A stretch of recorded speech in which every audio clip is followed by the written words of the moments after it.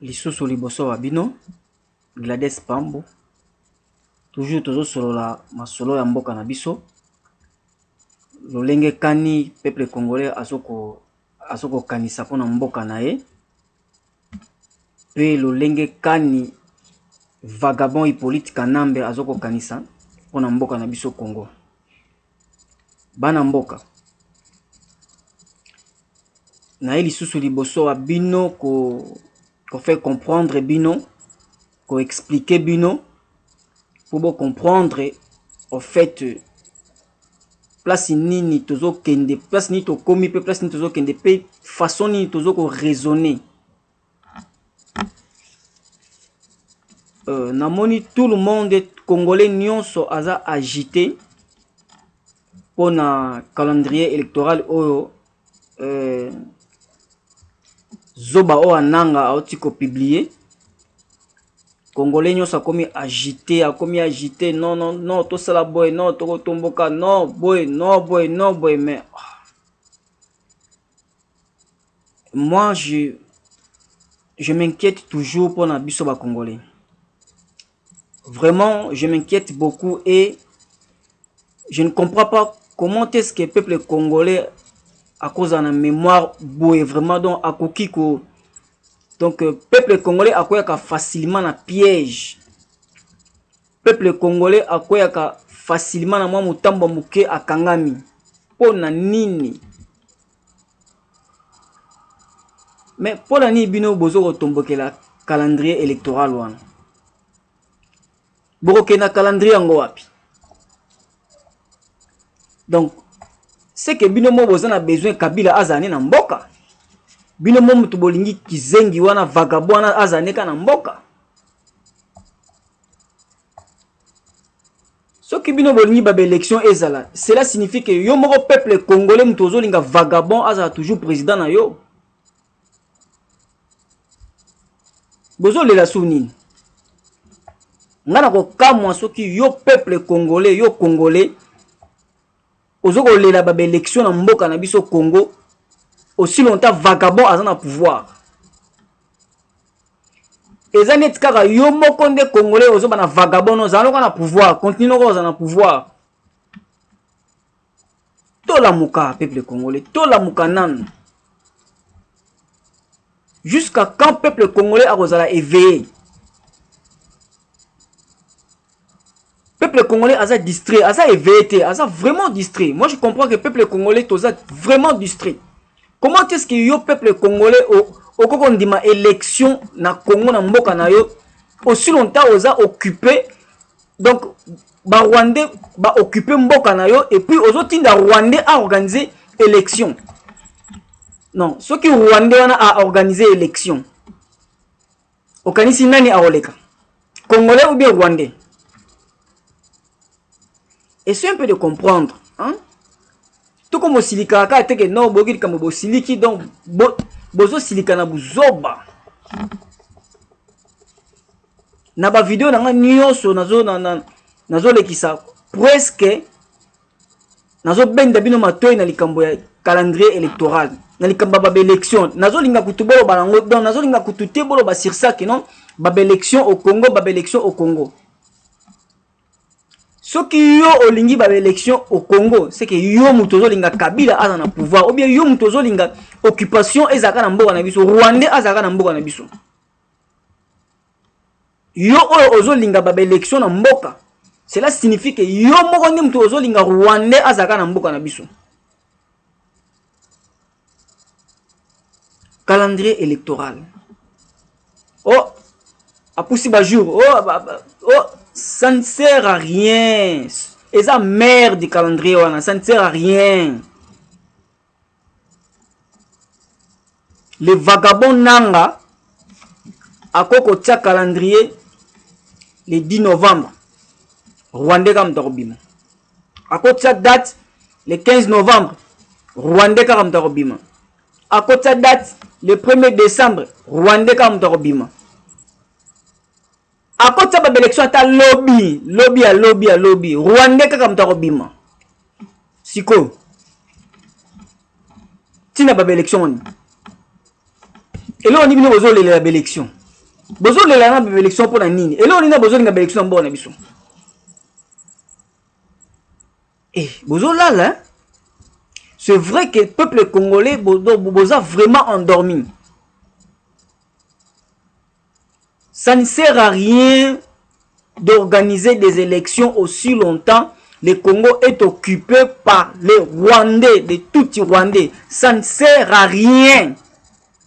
Rien et rien. Je dis non, N-O-N, ça ne sert à rien d'organiser des élections aussi longtemps. Les Tutsis Rwandais gouvernent le pays. Ça ne sert à rien. On peut faire les élections 1001 fois et il y aura que les Tutsis Rwandais qui vont gagner les élections. Parce que les Tutsis Rwandais sont au pouvoir. Ils occupent notre pays. Alors ça ne sert à rien à coller la élection, mes frères, mes sœurs.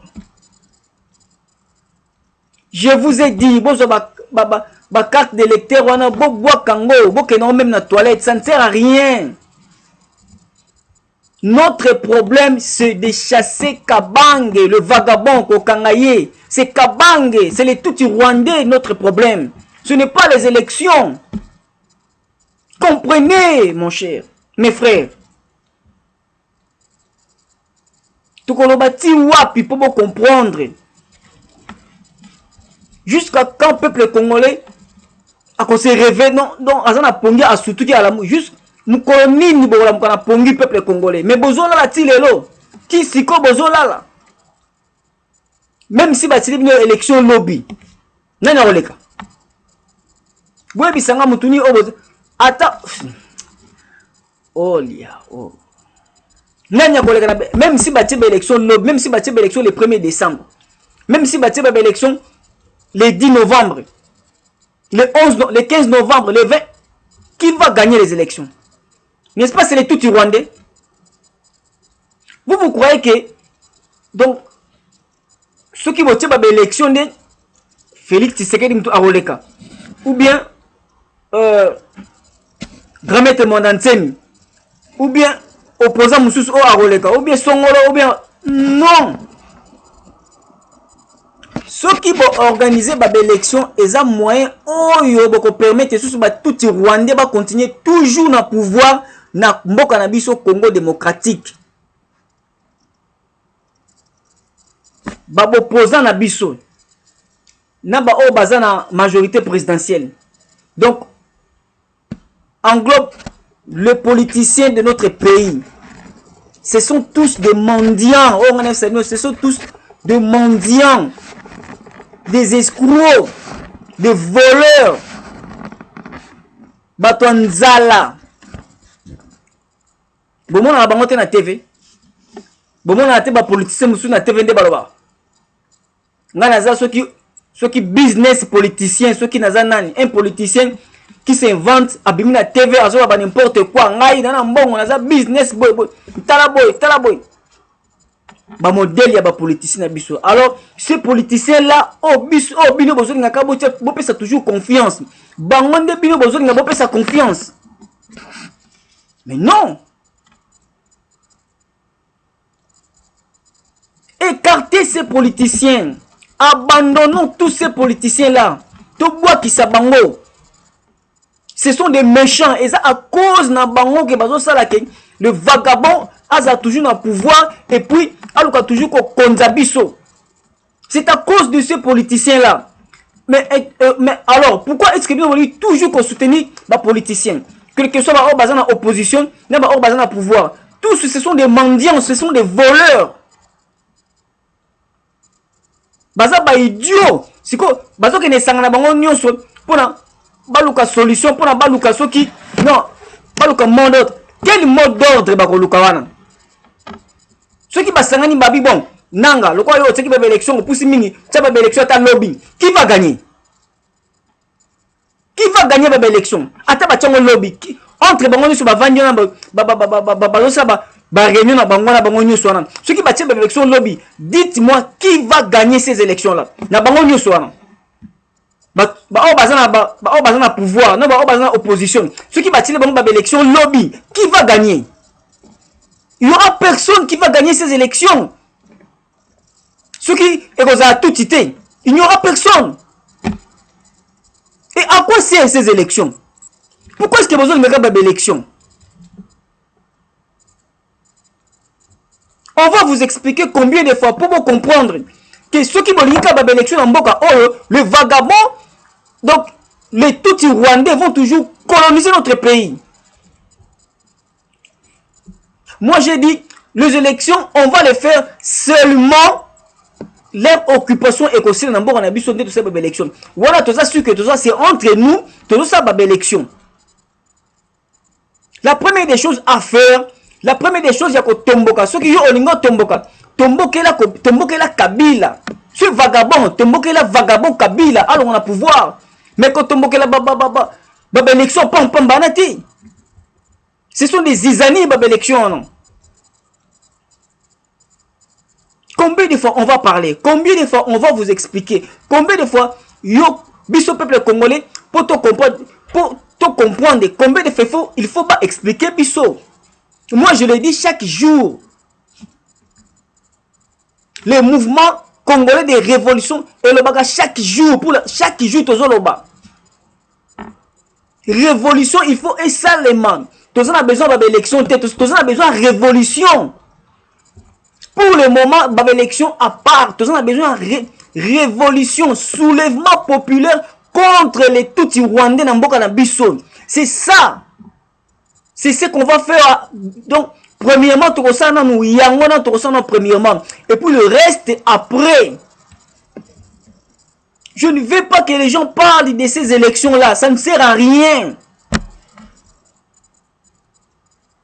Vous ne comprenez toujours pas pourquoi. Pourquoi est-ce que Bino vous comprenez les KKT? Vous comprenez les KKT pour Nini? Pourquoi?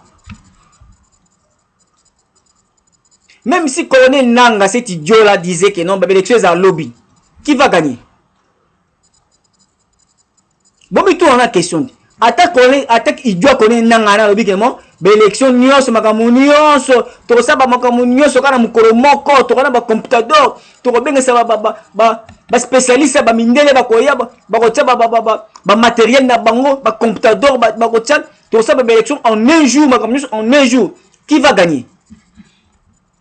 Il y aura personne de la nationalité congolaise à gagner l'élection. Personne. Si ce n'est que les Tutsis rwandais. Interbosalini. Pour Arloba, n'a gagné Nanzela l'élection. N'a gagné normalement, n'a gagné l'élection. Bobosani. N'a a dribblé en 2006. La première élection. En 2011 ou l'issous. Allez, Bolingo l'élection en 2017. Là, en fait. Donc, peuple congolais, on l'a mouki nous nous il t'a continué au là. Et puis, bah, il a biberon. Bah, tu es miliki, mais la biberon, là, il nous laisse de la bébé. Parce que tu ne comprends rien, peuple congolais.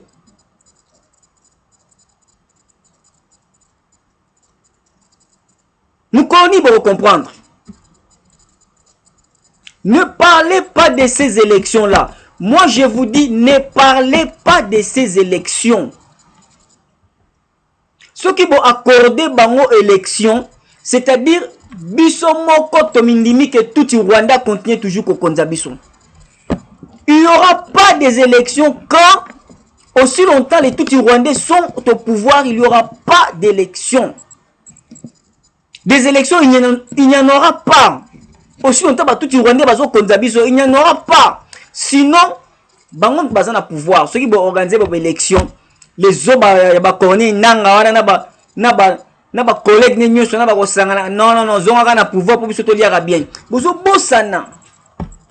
Et bolinka congolais atikaka na même situation que yemoko a votaka ennemi, après c'est ennemi pouvoir. Bolinga toujours.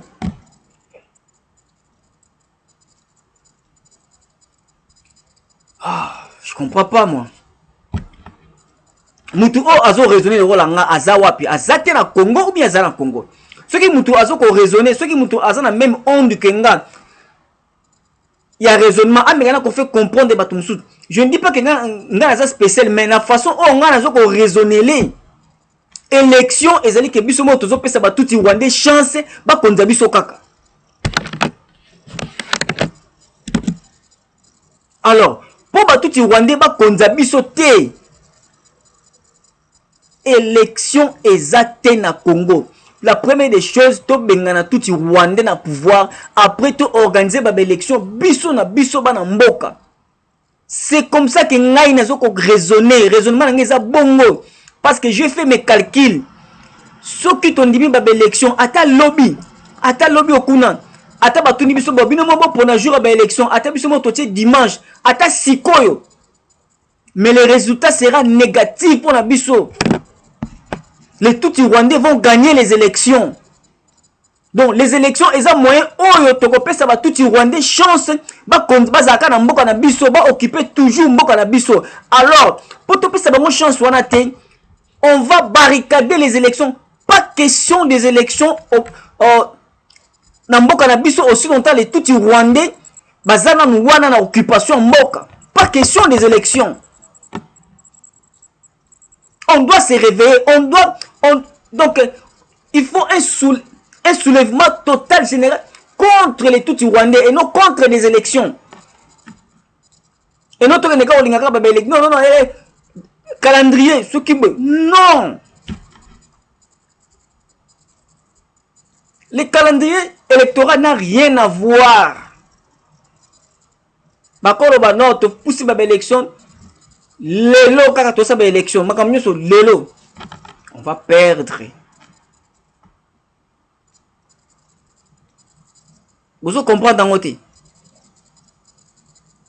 Ba papa nyo suna bazo kene vanda bazo kende sa ba ngomba na bango na bozo vanda botondi, bozo zela bango ba pesa mot d'ordre. Ah. Bozo leksa tanga pamba. Tanga pambala bozo leksa na bana mboka. Ba kinwa bozo leksa era pamba ko landaka.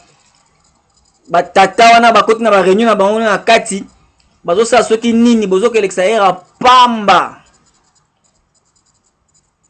Bango le basa ba réunion na bango wana déjà baza ba prime mutu soki $50,000 $50,000 baza ba prime na bango bosa ka mangungu mo bozo ndako bo pesa baza ba azongi na ndako na ye abike azade na mbongo na libengane yo temi libanda bozo embele ba nzembo bozo zela bango réunion si ba pesa mot d'ordre.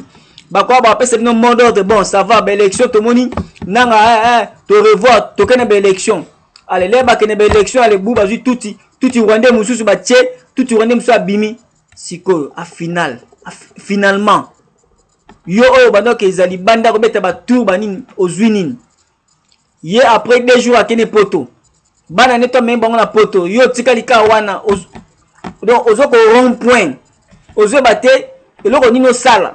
Voilà ce qui est peuple congolais. Peuple congolais raisonnablement qui est. Et ceux qui biso tozo le gaming na ba TV tozo ko développer eza pona biso nyoso toza la réveiller biso nyoso to la muka. Pour ngape na tiraka makambe bele ne na landa baninga balobaka pe ezo kotanga na zo réfléchir non ngape na loba pona aider batu mususu ope baza un peu distrait biso nyoso to loba mais tango ngana zo loba tango biso tozo loba. Il faut pas comprendre facilement que non, oui. N'engende de quoi lobby. Bien que Azane mouta parti politique n'a ngate, mais Azane Nzela fona landaye. Parce que biso ba Congolais, toujours c'est la mi qui fanatisme. Naza pas kingandi. Ata kuna kingandi. Ata côté kuna ba lobby bien, mais comme on naza pas kingandi, biso to boya, biso kara, eza bien. Ya bango eza mabe. Ce sont des fanatismes. Et on dit que ça peuple congolais, tous à aveuglé. Toza vraiment aveuglé. Tozo c'est là qui fanatisme. Non, ngaza pas kingani, ngaza pas fulan. Parce que message oh ngaza ba chaque jour il y a ba élection. C'est un bon message pour le peuple congolais. Et que le peuple congolais a coquille en 15 jours qu'on dit ma élection à Congo, aussi longtemps nous sommes occupés par les tout Rwandais. Aucun jour qu'on dit ma élection. Parce que cet idiot, ce vagabond du politique anam, le vagabond, il contrôle tous nos politiciens, il contrôle tous ces politiciens, ils ont opposition, ils ont pouvoir. Tous ces gens-là, les vagabonds les contrôlent, à manipuler la bango. Ce sont des marionnettes naïe. À manipuler la bango facilement. Donc ça ne sert à rien. Vous pouvez bango chance, bango ne sangana. Non, va organiser des élections. Ils peuvent organiser des élections demain. Et il y aura qu'un tout Rwandais qui va sortir, qui va gagner. Et ça ne sert à rien d'organiser des élections en Mboka Nabiso aussi longtemps. Occupation à tout Rwandais et en Mboka Nabiso. Nous devons connaître tout cela. Ce qui te comprendre yango, c'est fini. Mes chers, bon ça la soulèvement. Il y a aucun bengana tout Rwandais politique nambe. Mais botiko ça la soulèvement pour le calendrier électoral. Ça ne sert à rien. Il y a ça des autres pour au calendrier électoral. Ça ne sert absolument à rien. Moi j'avais dit laissez-les faire le calendrier électoral et laissez-les aller voter. Kaka bango qui ne voter na bango. Ye idiot ya soki nani ya Corneille Nanga azo mwesi na bana ba qui ne voter. Botiki a qui ne voter noko. C'est mieux de faire ça un temps. Aujourd'hui, kanda na yo au lieu minu au siliko kangi makofi au keko bundana le vagabond et politique kanambe. C'est ça la bonne solution. Bino so bozo kanta. Biso nde tozolo barabo tozo bana tozo pesa ba message donc bozo mon mais eza maseki eza masekité hein. Eza masekité. Tozo na méchant et puis tozo décider le vagabond, d'ailleurs, n'a pas été sous-président. Parce qu'il n'est pas président. Yosoki ozo bangegati lelo ozo bangi président yom to yeba. Mais pas nanga azan, il peut des vagabonds, il politique kanambe. On en a marre de toi.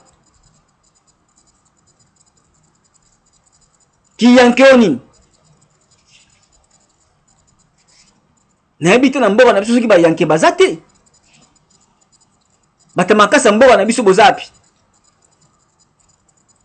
Onga na yanki, onga na bwenga na pomba, onga na kuluna.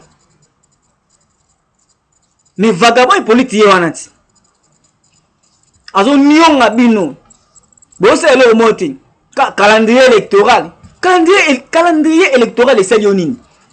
Bakotango élection meta lobby bokozwaka te. Vous comprenez que calendrier voilà connaît nanga avoir l'élection le 15 décembre makamunyo c'est ça makamu kolomoko na kona ba équipement professionnel automatique ba robot ba ba ça ba bani ba compilation bani kala mukomoto zo ba restore tout ils peuvent faire ça akolo ba bongo pe mukomo c'est seulement les Tutsis qui vont gagner. Les Tutsis rwandais vont gagner. Et après avoir gagné l'élection Torobani, ah bon, bah gagné l'élection Tokumba Baba. Net na 2006. Na Bemba. Après na 2011. Na Tshisekedi. Allez, besoin de passer sous chanson. Parce que na 2006, Bemba a gagné. Na 2011, Sirimtu a gagné. Nana Lobaki. Si Bemba yoana a kena CPI. Nana Lobaki. Azui ba collègue nae ba vagabond ba politicien na biso 5 bango parallèle si bango ba misolo bouche bée ti lelo et ces systèmes là ces idiots de politiciens ya ngoko ka système bazo luka do bino ndé bazo mona ba bazo kota kuna en huis clos ba sama ba débat bokati bosani bazo yo kana ndeni ni ba kolia la ngo et si ba ti bango monta la chiche oh ezaneti 100 000 $. Parce que bah ça va calculer, il y a repartage en bon. De bien bazo quand bazo qui ne sait makamu pona balobe makamba calendrier. Or bango bazo qui ne sait makamba ba discussion bango ya partage ya mbongo oh ba kozwa. Pona ba convaincre ba maîtriser population, ba diminuer population. Allez bah c'est ba calcul na bango ba lar na bango bon ngana ozwa 1000, non ngana ozwa 5 000 $, nga allez si ba binu. C'est ce qu'ils font. Ceux qui voient les politiciens, ils sont en ba koti a huis clos. Bino ba kati a huis clos eza pona bazo ba mboka. Ba kelo bela ba calcul, bazo beta makina. Beta ba calcul, ngana ozwa boy. Tu comprendre non makambuti, tu comprendre non makambaku, tu comprendre ba Congolais, tu comprendre. Tu comprendre politique en mboka na biso. Et si tu comprendre bango bien, ba viwana, tu comprendre bango déjà. Banda na era Mobutu, ba na era Kabila le père, ba comme na vagabond oh, et si tu comprendre bango. Yango ngana lobaki, le jour où tu vas pouvoir tous ces politiciens wana tu sanctionner bango, carton rouge. Et ça ko belé te carton rouge. Carton rouge. Trop c'est trop. Et peuple congolais, tous un système dont il y a fanatisme mingi na ba politicien na biso. Nga leader na nga bo leader na nga lokwa lobby yango kaka, mais leader na ese ba tie kanyaka atie na libenga na atie poids. Ah yo OK au télémena leader nango omoni wana. Leader nini yo omoni wana baza na chambre noire na bango basa ba partage mbongo na bango pa kenai. Et alors ba mino ça va bon di ma calendrier wana to koma kaka to ko voter to ko gagner wana ba élection. C'est faux, c'est archi faux. C'est du mensonge. Allez jour on a ba élection ata bote ata Congo mobimba to voter pour mutu moko. Na era compilation na era zoba nanga akoloba susu tout mutazui nanya koloba. Nanya koloba. C'est quoi ça? Ça c'est de n'importe quoi. Et peuple congolais on dit mango. Non, calendrier, tout le monde calendrier le bon, bili bolingini. Connaît nanga bon, joie ba jour à élection, tchangata lobby. Tout à ceux qui congolais n'ont pas gagné. Tchangata lobby. Connaît nanga à jour à élection lobby, tu as gagné té.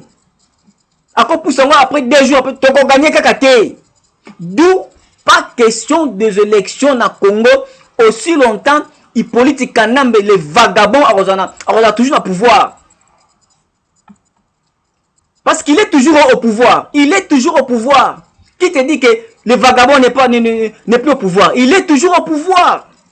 Parce que c'est lui qui commande. Si le vagabond n'est plus au pouvoir, alors qui est au pouvoir maintenant? Oui, puis ça nani et si aleki na TV soit na nini na chaîne songolo alobi le vagabond n'est plus au pouvoir et ngana nazoko assumer intérim pour la transition nani dis-le-moi nani c'est aleki politicien ni c'est aleki alobi bongo a sali déclaration là que le vagabond n'est plus au pouvoir, c'est moi qui assume maintenant. Qui? Pour vous prouver que tous sont des voleurs, sont des menteurs ces politiciens là. Ce sont des idiots.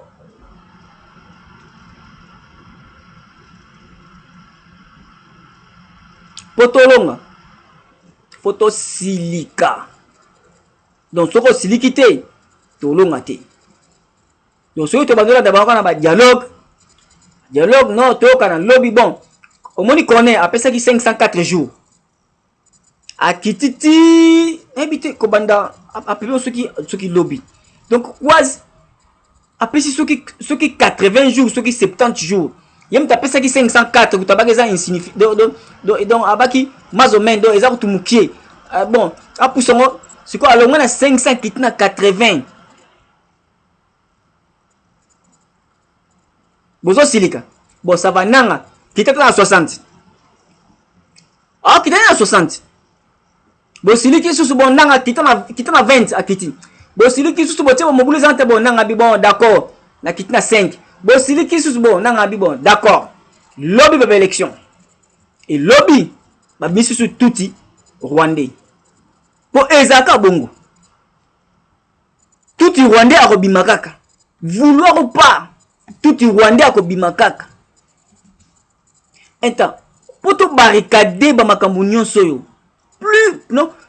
Plus question des élections avec les touti Rwandais. Plus question, et surtout, c'est deux fois à Kabo et Sili. Donc, plus question, l'élection là, touti Rwandais. C'est ça, un point, un train. Ce qui veut dire, c'est le soulèvement. Tout ça, le soulèvement, pour que nous kanga touti Rwandais, on a vagabond et politique nambe. Tout est en prison. Totali, allez, collabore na yé, to bango, to lingi bango, na prison. Allez, to bandis ko sala makamna so préparation ba élection. C'est ce qu'on va faire. C'est clair. soki tokosala bongo tokosauve Congo. Mais soki tokokende kota mobulu mpona tosala ba élection de biso moko tozoboma Congo, de biso moko toza ba meurtrier ya Congo.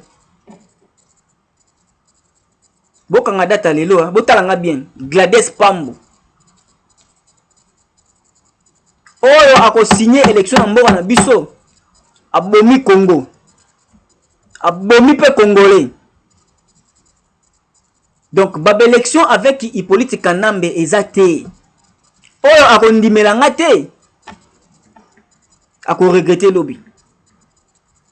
Aussi longtemps Hippolyte Kanambe akozala wana soki tosali ba élection na ye, soki to bengani ete, soki to kangi ete, tosali ba élection na ye, ba tuti wande ba kokonzala kaka Congo. Boyokela nga nazo bano lelo boyokela nga. Pour y arriver te, il faut to chasser non na pouvoir to kangiye, to ji ba collaborer to kangi bango, ba kelia vungule na prison makala, le to kotika la libre siko totali. Nengeni to ko organiser ba élection na biso dans les calmes. La partie politique est bimi, toutes ces élections sont dans les calmes. Et on aura un président du sang congolais. Ça vraiment congolais pur. Et non tout rwandais. Nous devons comprendre cela. S'il vous plaît, nous devons comprendre cela.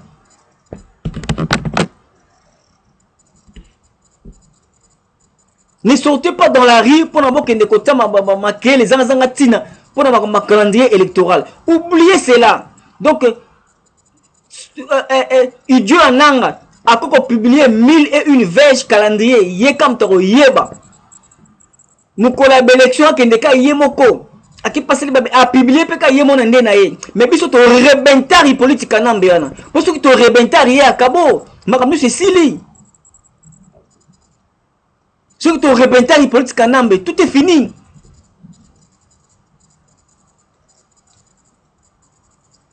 Je crois que le message est passé et je crois pour comprendre. Ceux qui vont comprendre et que ça va vraiment pas si bien pour le Congo. N'espérons jamais quelque chose de bon, de bonne dans la élection. Ceux qui vont organiser la élection, ils ont moyen que les toutis. Nous devons refuser les élections. Donc, nous devons être catégoriques dans l'élection. Élection est athée. Donc, aussi longtemps, le vagabond est là au pouvoir, il n'y aura pas des élections. Sinon, même. Donc, presque tourner en rond. Je crois que les gens m'ont compris. Je ne suis pas trop méchant, mais les gens m'ont compris. Je ne veux pas que les gens parlent des élections en Bokanabiso. Aussi longtemps, l'idiot, le vagabond est là. On ne peut jamais faire des élections. Voilà, vous avez ses chances. À commencer sous président ou bien, vous avez sa chance d'avoir tout le Rwandais. Bah, commencer sous président en Bokanabiso. Parce qu'il a ce pouvoir-là de faire toi juste sous pion, soit tout le Rwandais, en collaboration avec blanc, par des élections. Et nous devons barricader ces élections pour nous mêler aux utiliser zobana comme pion à glisser pion a été. On doit chasser premièrement ce vagabond, c'est tout Rwandais, on les chasse, tout kangi et puis tu organiser l'élection à Bisso, c'est clair. Je crois que le message est passé. Je vous remercie.